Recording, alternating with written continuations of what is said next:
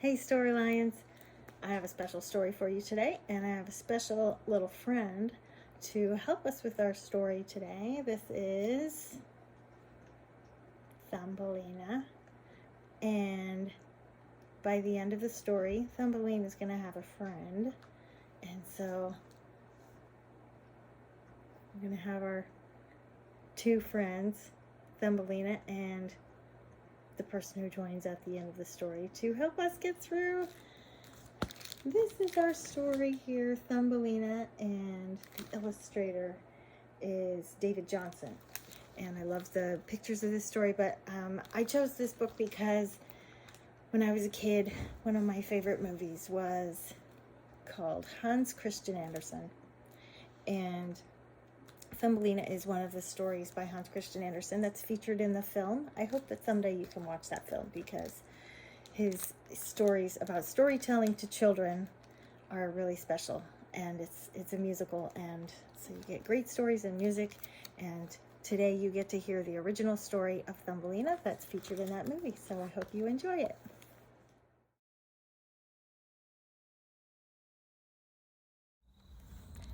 Quite a long time ago, there lived in Denmark a couple who worked very hard, yet still were quite poor.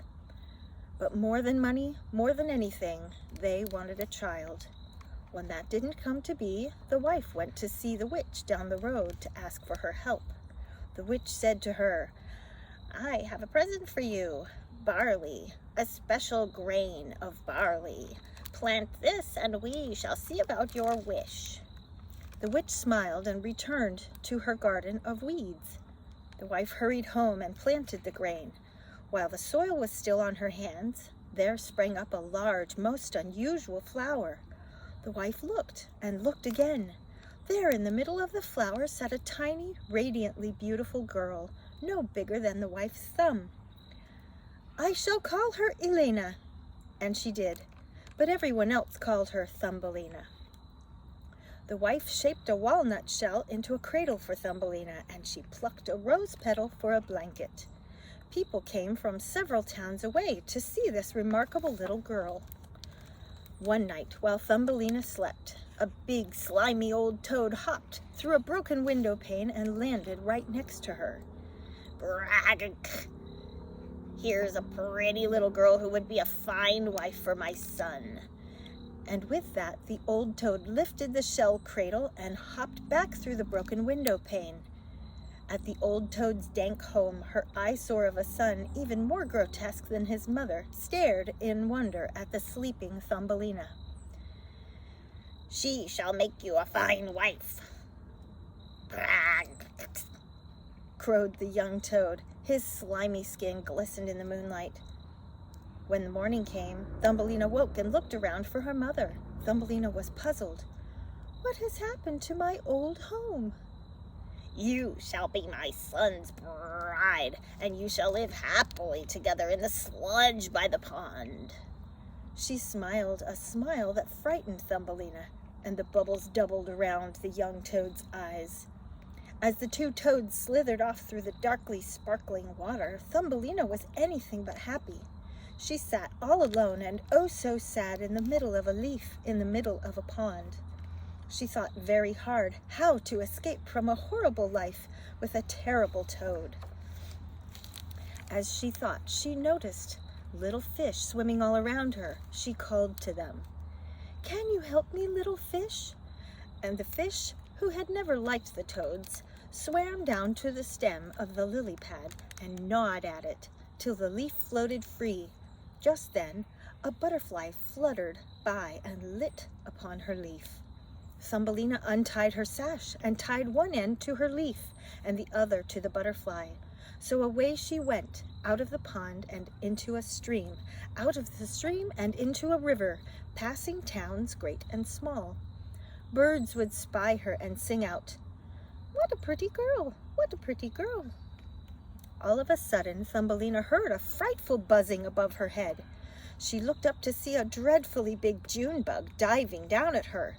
She ducked and swatted at him, but he snatched her up with two of his 6 spindly legs and carried her off towards a towering tree.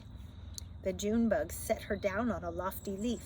"You are a dazzling thing, though my taste usually runs to June bugs." As he spoke, some other June bugs landed and began to look her over. Some of the young females, their antennae a-quiver, were rather waspish in their comments. "Look at that! Only 2 legs! And so skinny! Where are her antennae?" "Hideous! Simply hideous!" Thumbelina had an idea. "Oh, I am ugly, I am. What shall I do surrounded by such beauty?" The Lady June bug's antennae pulsed with pride. Thumbelina went on. "I don't deserve to dwell amid such splendor." The male June bug, who had snatched her up because she was so pretty, felt embarrassed. "Let her go wherever she pleases." Nodding to his nitpicking sisters, he dropped Thumbelina from the treetop. Down and down she tumbled, till she spread her skirt so the wind filled it. Then she floated gently towards the ground and landed lightly on a daisy. For the whole summer, Thumbelina lived happily in the forest, listening to the sweet song of the birds and walking among the 1,000 flowers that grew there. Summer passed into fall. The birds headed for their winter homes. The leaves fell from the trees. Thumbelina shivered from the cold and had to walk farther and farther for food. One day, as she searched for food, she found herself at the homestead of a field mouse. Weakly, she knocked at the door, and the good-hearted old mouse opened up, saw her, and took her in immediately. It was warm inside. "Please, sir, I am so hungry. May I have some food?" Of course," replied the mouse. Off he shuffled into the kitchen and returned with a steaming plate of barley and broth and nuts. "Oh, thank you, Mr. Mouse," said Thumbelina sweetly. "Yes, well then, stay. Stay the winter if you wish," squeaked the mouse. For the first time in many weeks, Thumbelina was happy. One day the mouse grew very excited. "My neighbor is coming to visit. Oh, he is a fine fellow with a magnificent mansion and a splendid velvet suit. Of course, he can scarcely see, but he is so refined. A fine husband he would make." Thumbelina smiled at the mouse's tender concern, and she was curious about the visitor, but she wasn't interested just yet in finding herself a husband. The visitor arrived, and Thumbelina's heart sank. He was nothing but a mole. His velvet suit was lovely, and he was clearly very refined, but he couldn't bear the light of day, and he sneered at everything about the daylight, at flowers and streams and singing birds and green grass. "Flumph," he snorted. "Give me a deep, dark room any time." The mole, although he could not see her, fell in love. But being a prudent mole, he said nothing. He did, however, invite Thumbelina to visit him in his magnificent underground mansion. The mole led Thumbelina and the field mouse through the tunnel towards his mansion. As they rounded a bend, the mole announced, "Do not be concerned, my dear, about this infernal bird." And he kicked a poor dead swallow lying there. "I am glad I am not a bird," snuffed the mole. "All that chirp, chirp, chirping, and when winter comes, they are too stupid to stay alive." Thumbelina remained silent, for she loved birds, and the others pressed on towards the mole's mansion. She lifted the bird's frigid feathers and kissed the poor dead creature on its closed eyes. "Perhaps," she said, "it was you who sang so sweetly for me this summer. Poor dear bird, you made me happy, and now you are so cold." She laid her head on the bird's breast, but trembled as she felt a stirring. His heart was beating. The bird was only numb, and Thumbelina's warmth had thawed him. The bird awoke, but was too weak to move. Thumbelina gave him some crumbs she had to help him grow stronger. "A thousand thanks to you. With your help, I shall soon be well enough to fly again in the warm sunshine." And so the winter passed with Thumbelina nursing the swallow back to health. And with each day, she and the bird grew fonder of each other, but she never mentioned him to the mouse or the mole. Before too long, spring returned, and the earth warmed, and the swallow told Thumbelina it was time again for him to fly. The swallow tried his wings, soaring off in a circle high above the tiny girl. He lit again beside her and asked, "Won't you come away with me and live in the deep green forest?" "No," she answered, "I cannot. I must stay with the mouse." "Then farewell. But for you, I would be under the ground, not soaring above it. Though you are small, your heart is great." With that, the swallow took off and flew straight up into the bright sunshine. Far below, Thumbelina watched through her tears as her truest friend grew smaller and smaller and disappeared into the forest. When she returned home, the field mouse was even more agitated than usual. "Oh my," squeaked the mouse, it's happened. Mr. Mole has asked for your hand in marriage." "Well," thought Thumbelina, "he didn't ask me." But to the mouse, all she said was, "Oh, you are like a daughter to me, my dear. I have employed 4 of the best spinners in the field to work on your trousseau." Thumbelina smiled at the field mouse's kindness, but her heart sank with double sadness, to be separated from her truest friend, and to be doomed to a life of darkness with the mole. Every day she would leave the spinning spiders and go out to breathe in the fragrance of her beloved flowers, and she would gaze up through the blades of grass at the deep blue sky. How she treasured those times, for she knew that with the mole she would never see the sun, never smell the flowers, and all the while she would scan the sky for the swallow and listen for his song. But the swallow did not come. Every evening the mole would call on her with great formality. Never did he fail to say how he longed for the summer to end. "When it is gone and the dark days are with us again, you and I will be wed." And each time he said that, Thumbelina's heart sank deeper. All too soon, you can be sure, summer came to an end. The scent of flowers grew dimmer, and the sky was dark more than it was light. "Your wedding is just a week away," exclaimed the mouse as he bustled about with the guest list. Thumbelina could contain herself no longer.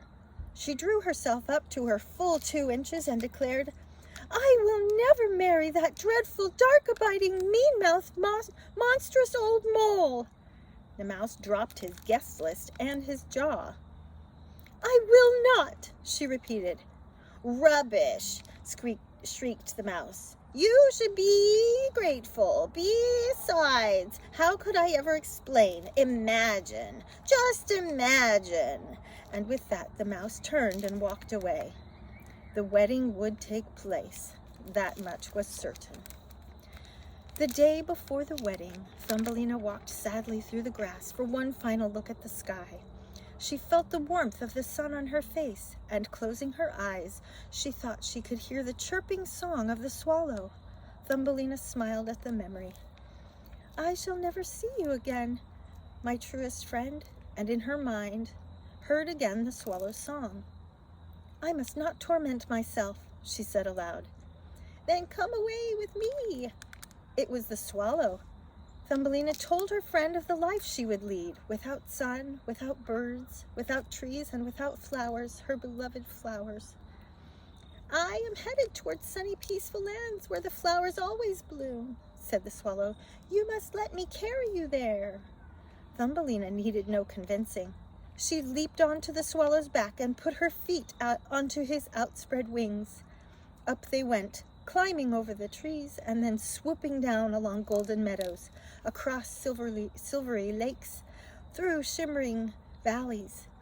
Thumbelina shivered as they soared over snow-topped mountains, but she snuggled under the swallow's warm, downy feathers. On they went, and soon they were in the sunny countries. Beneath them, Thumbelina saw a magnificent lake. On one side of the lake rose a white marble palace with tall, graceful columns. Atop each column perched a nest. It was to one of these that the swallow headed, Thumbelina on his back. What a beautiful home you have here, but it's so high. Is there nowhere below where I might stay? You gave me back my life, answered the bird. I shall give you the happiness you have earned. Choose any flower and it will be your home. The swallow gathered her up and swooped down to hover above the flowers.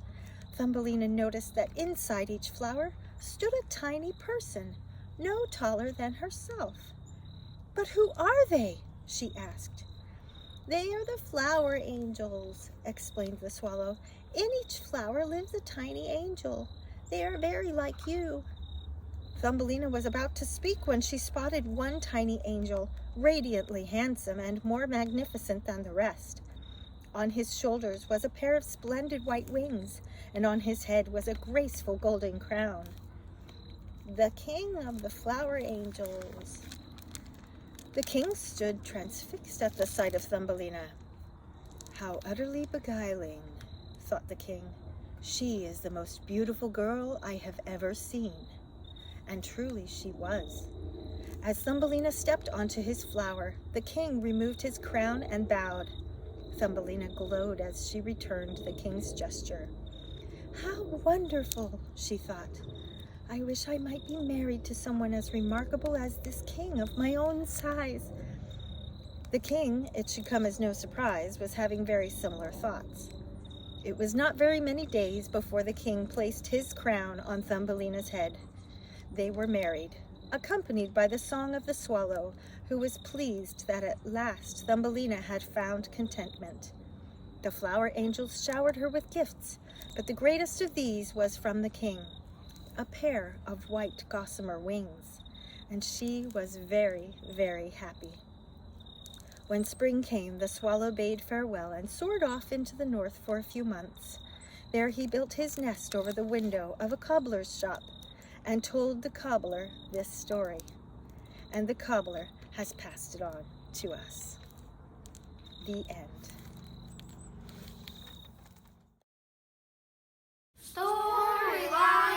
Story lions, look in a book, you'll see one there.